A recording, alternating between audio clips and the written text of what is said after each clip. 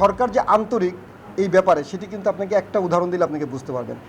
সেটি দেখেন যে এই যে ডোনারের যে সমস্যাটা হয় যে আপনি এই যে কিডনিকে কে দান করবেন, এবং দেখা যেত যে এটা নিয়ে প্রায়শই এটা জটিলতা হয়, এবং তারা বলেন যে এই ডোনারগুলো তাদের আত্মীয় স্বজনের মধ্যে না, যেটা ফার্স্ট ডিগ্রি রিলেশনশিপ তাদের মধ্যে হয় না।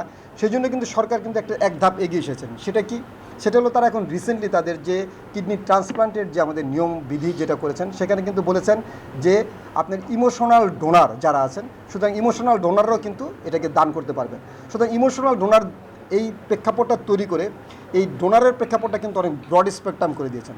সুতরাং সেই জায়গায় কিন্তু আপনি অনেক সুবিধা পাচ্ছেন, এবং যারা এই ধরনের আমি মনে করি যারা এই রিলেটিভ এর বাইরে বা ইমোশনাল ডোনার বাইরে নিয়ম বহির্ভূত যে সকল কাজগুলো করেন, সেটি কিন্তু বাংলাদেশে এটি সম্ভব হয় না বিধায় তারা কিন্তু অনেকে হয়তো বাইরে যাওয়ার এরকম চেষ্টা করেন, বা তারা বাইরে থেকে হচ্ছে সেগুলো ইয়ে করেন, সেগুলো কিন্তু অনেকাংশে রোধ হয়ে আসছে।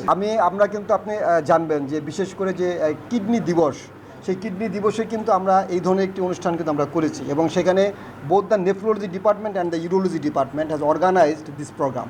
এবং সেখানে কিন্তু তারা একটি সেমিনার করেছিল। সেই সেমিনারে আমরা কিন্তু সেখানে আমি নিজেও কিন্তু একজন স্পিকার হিসেবে সেখানে যাওয়ার সৌভাগ্য হয়েছিল আমার। সেখানে কিন্তু আমরা কিন্তু এই ক্যাডাভারিক ট্রান্সপ্লান্টটাকে কীভাবে উদ্বুদ্ধ করা যায়, কীভাবে এই ধরনের স্টিগমাগুলোকে দূর করা যায়, সেই জন্য কিন্তু আমরাও সেখানে কিন্তু অনেক ধরনের কথা বলেছি। এবং সেখানে কিন্তু সেইটা পরবর্তীতে বাস্তবায়ন কীভাবে হয়েছে সেটা আমি আপনাকে বলি। সেটা ছিল আমাদের নেফ্রোলজি অ্যান্ড ইউরোলজি সোসাইটির মধ্যে একটি অনুষ্ঠান। পরবর্তীতে কিন্তু আমি সেটা বলেছিলাম যে এটি আমাদের মধ্যে সীমাবদ্ধ রাখলে হবে না, এটিকে মিডিয়াতে নিয়ে আসতে হবে।